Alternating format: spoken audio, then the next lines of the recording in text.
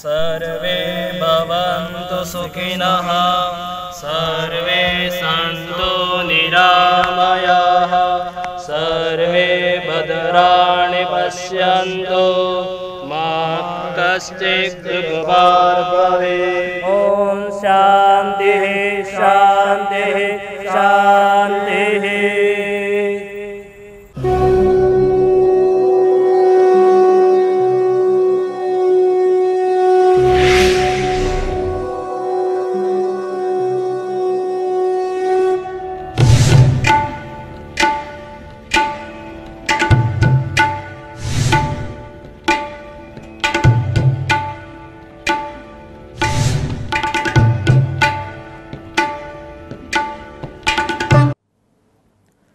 सच्चिदानंद रूपाय विश्वोत्पत्त्यादि Hathaway तापत्रय विनाशाय श्री कृष्णाय वयं नमः। नमस्सर्वेभ्यः। समुपस्थित समस्त वल्लभकुल आचार्यों के चरणों में दंडवत प्रणाम एवं विद्वद वृंद को वंदन। आरोग्य फाउंडेशन ऑफ इंडिया एवं धर्म आरोग्य सेतु से जुड़े सभी संस्था के समितिगण एवं इस संस्कार चैनल के माध्यम से लाभान्वित हो रहे सभी दर्शक एवं श्रोतागण, पवित्र अधिक मास में बह रही इस पावन ज्ञान सरिता में हम भी स्नान एवं आचमन कर पावन हो रहे हैं। अति विद्वान आचार्यों के श्री मुख से दिव्य सुधा पान कर हमारे भीतर के अज्ञान को नष्ट कर ज्ञान दीपक प्रज्वलित करने का अल्प प्रयास हम कर रहे हैं। धर्म सिर्फ जानकारी हेतु नहीं अपितु अनुसरण हेतु है। जीव अपने कर्तव्य को समझे, अपने दायित्व को निभाए, वही स्वधर्म परिपालन है। अतः धर्म विज्ञान आध्यात्म आरोग्य इस प्रवचन श्रेणी के माध्यम से हम लाभान्वित हो रहे हैं। तो आज हमारे मध्य उपस्थित है परम पूज्य गोस्वामी 108 श्री रघुनाथ जी महोदय श्री कामवन, वर्तमान घाटकोपर मुंबई विराजमान है। आप श्री पंचम घर के उदीयमान आचार्य है। आप श्री गोकुल चंद्रमा जी की दिव्य कृपा निश्रा में विराजमान है। महाप्रभु जी के सिद्धांतों को सुचारू और स्पष्ट निरूपित कर वैष्णव मानस में आपने सुदृढ़ किया है। आप श्री की गौ सेवा, विप्र सम्मान, स्वमार्ग वचन परिपालन में अत्यंत रुचि है। आप श्री के चरणों में वचनामृत के लिए हम विनती करते हैं। परम पूज्य गोस्वामी 108 श्री रघुनाथ जी महोदय श्री।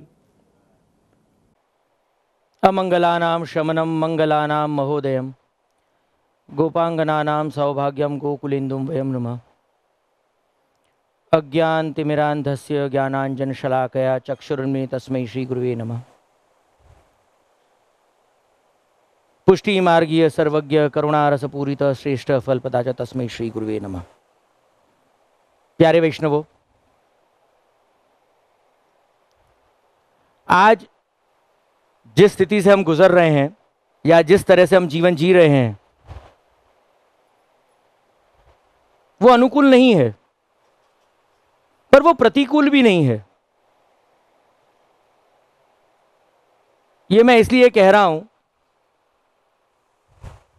क्योंकि आज हर एक व्यक्ति अपने परिवार के साथ पुष्टि का वो जीवन जी रहा है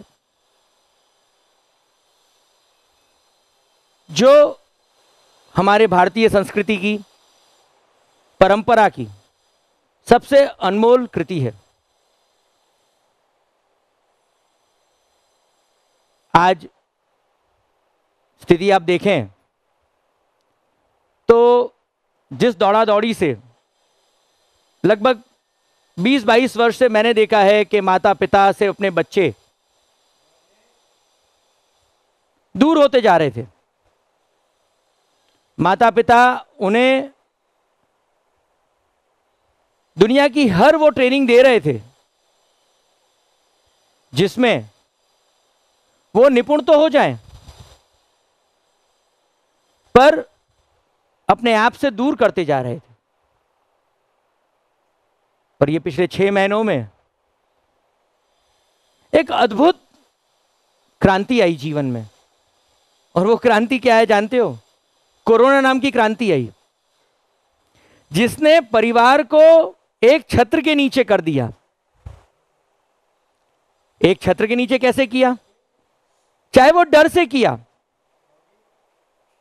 चाहे वो किसी भी कारण से किया, पर सब एक हो गए और अंदर की कला को उन्होंने विकास कर दिया। पुष्टि मार्ग के विषय में कई कई प्रकार की भ्रांतियां हैं, जिसे मैं मेरी समझ के प्रमाण से मैं आपको बताऊंगा। लोग कहते हैं कि पुष्टि मार्ग में जुनवाड़ीता बहुत है। तो भाई आज आप देखो, जुनवाड़ीता का एक और अलौकिक स्वरूप मैं आपको पुष्टि मार्ग का दिखाता हूं। कितनी गहरी सोच थी कि मुंह पर कपड़े बांधने से आपके थूक में जो अनवांटेड वायरसेस हैं उसका प्रचार नहीं हो, सृष्टि में उसका बिगाड़ नहीं हो। तो पहले से ही आज मास्क आ गया, बार बार हाथ धोना, ये सब बातें हमने जान ली। पर जानते हो आज उससे बड़ी क्रांति क्या हुई है? आज बच्चों ने अपने माता पिता का मोल समझा है। कैसे समझा है? अब वो रसोई में घुसने लगे हैं। मुझे तब दुख होता था जब बच्चे अपनी मां के पास आकर कहते थे कि बहुत अच्छा खाना नहीं बना, होटल जैसा चाहिए। पर आज बच्चा ऐसा नहीं कहता, आज वो खुद रसोई में घुसता है। देखिए पुष्टि मार्ग की अद्भुत देन है। ये वो देन है कि जब बच्चा रसोई में जाता है तो उनकी मां के अंदर जो आनंद होता है, जो आह्लाद होता है, जो अपने बच्चों को और अपनी बच्ची को रसोई में देखकर उसके बनी हुई जो कोई भी रसोई है या कोई भी डिश है, चाहे वो मॉडर्न ही सही, पुराने जमाने की ना सही, पर आज की चाहे पिज्जा पास्ता ही सही, मां बहुत खुश होती है और खुश होकर वो अपने बच्चे की बड़ाई सोशल मीडिया पर शेयर करती है। पर क्योंकि हम इस बात को रिकनेक्ट नहीं कर पाते, पुष्टि मार्ग से सिंक्रोनाइज नहीं कर पाते, तो मैं बताऊं कैसे सिंक्रोनाइज करना चाहिए। अगर आप वैष्णव के घर में, अगर आपके घर में ठाकुर जी विराजते होंगे, कोई लाला ही सही जिसे आप बाजार से लेके आए होंगे और आपने उसे घर पे रखा है और आप रसोई में जाते हैं, तो याद होगा कि बचपन में जब आप ये लाला लेके आए थे तो दुनिया को बताया था माँ ने, पिता ने, कि हम लोग श्रीनाथ जी गए थे, नाथद्वारा गए थे, मेरे बेटे ने कुछ नहीं लिया, मेरे बेटे ने लाला लिए। आज वही लाला जब आप रसोई में प्रवेश करते हो तो वो आपके साथ, भले ही आपने उसे पुष्ट नहीं कराया, पर आपके मन में है वो, क्योंकि आपने उसे कभी ना कभी अपने जीवन में एक स्थान दिया था और वो आपके घर में है, आपके रूम में है, तो वो आपके साथ आपकी रसोई में चलता है, वो आपको प्रेरित करता है, वो आपको इंस्पायर करता है। और वो इंस्पिरेशन क्या है कि तू, तेरे अंदर जो स्किल है, स्किल डेवलपमेंट, जैसे हमारे मोदी जी कहते हैं ना, आत्मनिर्भर स्किल डेवलपमेंट, तो आपके अंदर, हम सबके अंदर एक स्किल थी, रसोई भी एक स्किल थी। वो उस लाला ने, उस कृष्ण कन्हई ने आपके अंदर से बाहर निकाला, चाहे डर से ही निकाला। और ये डर से नहीं निकाला, आपके अंदर का जो रसोई में जाने का फोबिया था, जो रसोई न बनाने का फोबिया था, उस फोबिया को बाहर निकालकर फेंक दिया। और ऐसा फेंका कि एक चीज कैसी भी बनी, पर आपके मन में ये बात आ गई कि मैं कर सकती हूं, I can try it out, और आपने उसे दूसरी बार ट्राई किया। ऐसे करते करते 21 दिन गए, फिर 21 दिन गए, और आप एक प्रोडक्ट में या एक डिश में आप निपुण हो गए, आपको कुछ ना कुछ एक्सपर्टीज मिली, और ये एक्सपर्टीज के कारण पुष्टि मार्ग से आपका रिकनेक्शन हुआ। और उससे ज़्यादा रीयूनियन हुआ आपके साथ। जैसे आजकल एक ट्रेंड चलता है कि भाई 20 साल के बाद स्कूल रीयूनियन, कॉलेज रीयूनियन, पर आपको पता है आपका आपके परिवार के साथ, अपने लाला के साथ कैसा रीयूनियन हुआ है? ऐसा अद्भुत रीयूनियन हुआ है कि सिर्फ आप ही आप हो। आप आपके पिता की सुन सकते हो, आपका पिता वो अपनी आप से कह सकता है। नहीं तो दो अजनबी थे एक परिवार में।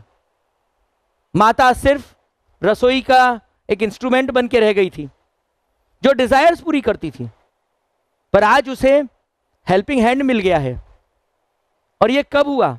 ये पुष्टि मार्ग की उस अद्भुत सोच का ही नतीजा है कि जहां परिवार एक होकर, सब एक होकर एक दूसरे के साथ हमारी व्यथा, हमारे दुख, खुद के दुख, सेल्फ इंट्रोस्पेक्शन जिसको कहते हैं, वो एक दूसरे के साथ शेयर करते थे।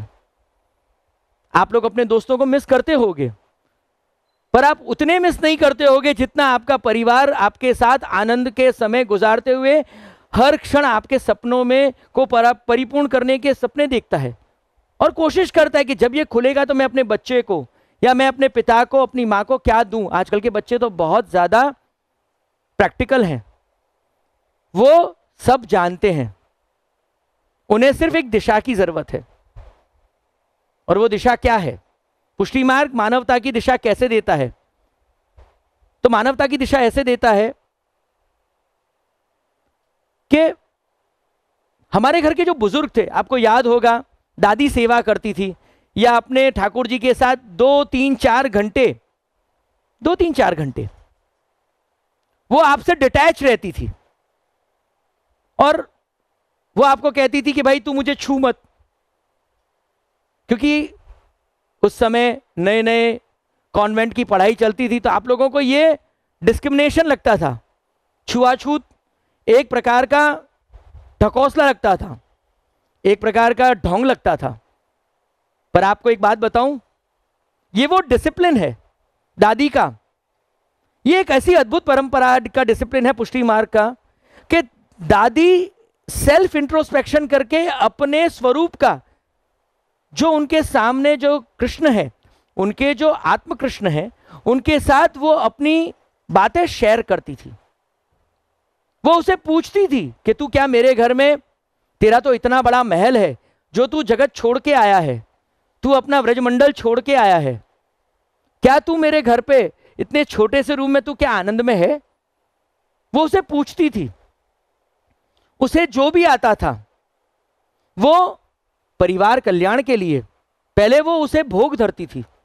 और आज देखिए साइंस भी कहता है कि जो चीज भगवान के सामने परोसी हुई हो, धरी हुई हो और उनमें भगवान का की सुगंध का वास आ जाए, नाम का स्वरूप आ जाए, तो वो चीज अल्ट्रा हाइजेनिक हो जाती है, वो सबसे प्यूरिफाई हो जाती है। तब समझ में आएगा कि दादी हमको कभी किसी के बात पर नड़ती नहीं थी। वो 4 घंटे, जो 3 या 4 घंटे अपने मंदिर में वो रहती थी, हमको वो डिस्टर्ब नहीं करती थी। उल्टा होता था, हम दादी को डिसो करते थे, हम दादी की भावना को डिसो करते थे, हम उनका मजाक उड़ाते थे। तो आज देखिए हमें वो बात समझनी चाहिए। ये इसलिए कह रहा हूं क्योंकि हम वल्लभ कुल के बालक हैं। हाँ, अपने घर की एक परंपरा होती है, वैष्णव परंपरा में हम 2-3 घंटे, 4 घंटे, सवेरे 2-3 घंटे, शाम को 1-1.5 घंटे, जब हम आप लोगों के लिए, जब मंदिरों में, जब हवेलियों में, जब प्रोसीजर्स करते हैं, तो ये जो परंपरा की जो रीत है वो उस कृष्ण को रिझाने की है जो आपका भी कल्याण करे, हमारे साथ आपका भी उत्थान हो। और ये कोई ढकोसलेबाजी नहीं है, ये कोई मनगढ़ंत बातें नहीं है, ये कोई हिपोक्रेसी नहीं है। और एक और बात मैं कहूं, हवेली परंपरा, ये हवेली परंपरा it is the best institution for employment, जहां कास्ट एंड क्रीड, जहां जाति धर्मवाद कुछ नहीं होता। जैसे गीता में कहा है कि भैया सब सृष्टि के जो जीव हैं, वर्ण के जो सृष्टि है, वो मेरे सेवा में है, तो ऐसे ही पुष्टि मार्ग है, जिसकी जैसी कला, जिसकी जैसी रुचि, जो जिसमें निपुण है, उसको उस कला में प्रभु ने अग्रसर किया है और वल्लभ ने उसे अपनाया है। पर आज की पीढ़ी को, अभी के समय को, और मैं चाइना वालों की एक बात कहूंगा कि उसने लोगों को एक कर दिया। उनके अंदर के जो पोटेंशियल्स हैं, उनके अंदर जो स्किल है, उनके अंदर की जो कलाएं हैं, उसने वो इतनी निखार दी है कि आज आप खुद देख सकते हो कि आप किसी होटल को मिस नहीं कर रहे हो, आप किसी मूवी को मिस नहीं कर रहे हो। आप मिस कर रहे हो तो सिर्फ अपनी कला का जो बेस्ट प्रमोशन कर सकते हो अपने दोस्तों में, जो आपने सोशल मीडिया पे तो किया है, पर जब ये लॉकडाउन खुले, जब ये चीज खुले, तब आप अपने दोस्तों को खिलाओगे या उनके साथ शेयर करोगे। किसी ने चित्रकारी की या किसी ने कुछ इनोवेशन किया, जो भी आप करोगे, तो आप अपने देश के विकास में, अपने बुद्धि के विकास में, अपनी कला के विकास में आप अग्रसर होगे। और यह पुष्टि मार्ग की तरह ही है, क्योंकि पुष्टि मार्ग ने 500 वर्ष पहले ही इस कला को, जिसकी जैसी कला थी, जो जानता था उसको पहले ही प्रमोट करना शुरू कर दिया। उस समय यह टेक्नोलॉजी नहीं थी, पर हां उस समय बहुत बड़ी एक टेक्नोलॉजी थी, राज दरबार की टेक्नोलॉजी थी। मानवता की एक बात बताता हूं। एक वार्ता आती है, एक चोर था, वो चोरी करता था। एक बार वो पकड़ा गया, तो श्री गुसाई जी के वहां चोरी करते हुए पकड़ा गया। वो तो उसको श्री गुसाई जी के सामने लाया गया, तो श्री गुसाई जी तो अंतर्यामी पूर्ण पुरुषोत्तम है। आपने जान लिया, जब आपने जान लिया कि ये चोर है, तो आपने उससे कहा कि भाई तू चोरी करना बंद कर दे। पर उसने कहा कि नहीं, मैं चोरी करना तो बंद नहीं कर सकता, ये तो मेरी रोजी रोटी है। तो श्री गुसाई जी ने आज्ञा की कि भाई तो एक काम कर, आप उसका उद्धार करना चाहते थे, आप उसका कल्याण करना चाहते, तो आपने कहा कि भाई तू चलो ठीक है, तू चोरी करना बंद नहीं कर सकता, तो बस तू एक काम कर, तू सच बोल, सिर्फ सत्य बोलना। उसने कहा ठीक है, मैं सत्य ही बोलूंगा। ऐसे करते करते एक बार वो महल में चोरी करने गया, और उसने महल में चोरी की, और जाते जाते रास्ते में उसे सिपाही मिले। तो सिपाहियों ने पूछा कि कहां जा रहा है? कि भैया महल में चोरी करने जा रहा हूं, राजा के वहां चोरी करने जा रहा हूं। लोगों ने कहा कोई ऐसे चोर होगा जो सच बोलेगा? ऐसे करते करते वो महल में चोरी करके आया, और सिपाहियों ने उसे छोड़ दिया। दूसरे दिन पता चला कि वह सच में महल में चोरी हुई। सबों ने उसका चेहरा देखा था, पकड़ा गया, राजा के पास लाए गए। राजा से ने कहा कि भाई तूने चोरी की? उसने कहा कि हाँ मैंने चोरी की। तो क्या पूछ लो आपके सैनिकों से, द्वारपालों से पूछ लो, मैंने कहा था मैं चोरी करने आया हूं। तो उसने कहा कि तूने इतना सच बोला? कि किसने कहा तुझे? कि भाई मेरे गुरु ने कहा है, श्री गुसाई जी ने कहा है कि भाई सच बोलना, चोरी तो मैं छोड़ नहीं सकता। तो राजा उससे इतना प्रभावित हुआ कि जो चोर सच बोलता है वो मेरे खजाने की कैसी रक्षा करेगा, तो उसको खजांची बना, ट्रेजरर बना दिया गया। तो ये पुष्टि मार्ग में मानव कल्याण का देखो प्रथम सोपान है। छोटी सी वार्ता है, पर देखिए कला तो है ना चोर की, चोरी एक कला थी, पर सच बोलकर की हुई चोरी वरदान हुई। और कैसी वरदान हुई कि जो अधिकारी नहीं था, जिसे कभी कोई कुछ मिलता नहीं था, आज उसे ऐसा पद मिल गया, ऐसी पोजीशन मिल गई, जिसके वो राजा के दरबार का खजांची बन गया। तो ये एक पुष्टि मार्ग की सबसे बड़ी, पर छोटी सी वार्ता में कितनी बड़ी सीख दी। ऐसे ही आज के समय में आपके अंदर कला है, तो ये कभी मत कहिए कि कहीं और जाकर आप उसका विकास करेंगे। आपकी कला, जब आप घर में, कहते हैं ना इंग्लिश में, चैरिटी बिगिंस फ्रॉम होम, आप आपकी कला को घर में का विकास करिए। आप उसे सजाइए, फिर देखिए। मेरे कहने का माध्यम ये नहीं है कि आपको कुछ अलग लगे, पर यह कहने का माध्यम यह है कि आपके अंदर क्या नहीं है। और पुष्टि मार्ग तो आपकी कला को परखता है, पर फोकस होने कर परखता है। ऐसी कई बातें हैं जो मैं कह सकता हूं पुष्टि मार्ग के बारे में, पर युवाओं को मैं इतना ही कहूंगा कि सबसे पहले पुष्टि मार्ग परिवार एक करना सिखाता है। एक करना कैसे सिखाता है कि आपके काका, मामा, भाई जो भी हैं, आप उन्हें कुछ ना करके रोज उनके हालचाल पूछिए। दादा दादी कहाँ हैं, उनको रोज पूछिए, अपने बड़ों के साथ जुड़िए। फिर आपको पता चलेगा कि आप कितने भाग्यशाली हैं कि आपके पास वसुधैविक कुटुंब है। जब आप सबको एक करते हैं तो मानवता की पहली सीढ़ी चढ़ते हैं, क्योंकि आप किसी की बुराई नहीं करते। और बुराई तो एक ऐसा जहर है जिसके कारण आप अपने आप से दूर होते हैं, और इतने दूर हो जाते हैं कि जब लौट कर आते हैं तो आप अपने आप से अपरिचित होते हैं, अजनबी होते हैं।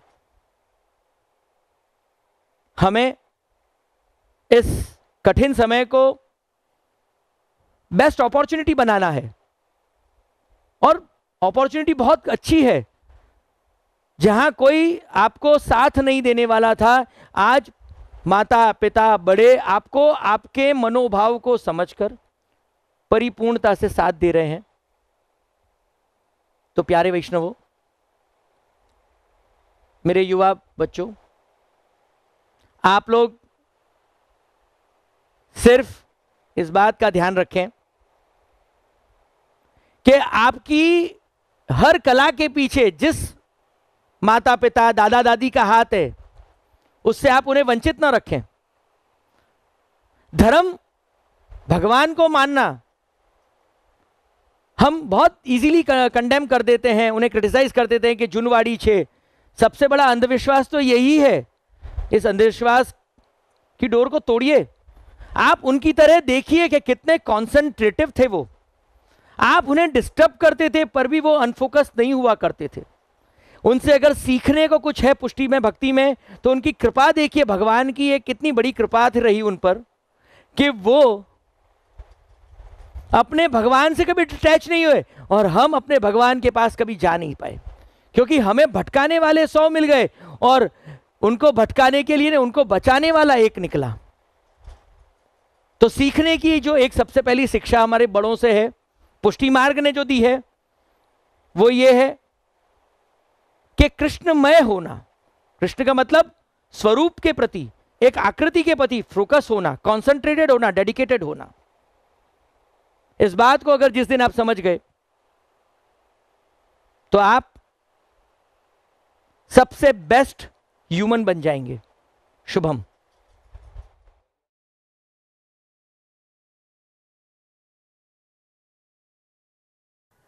मिट्टी के पत्र में या पात्र में हम खाना खाते थे तो उससे 2 लाभ होता था कि जो पृथ्वी तत्व है वो सीधा हमारे भोजन में जाकर अंदर प्रविष्ट होता था।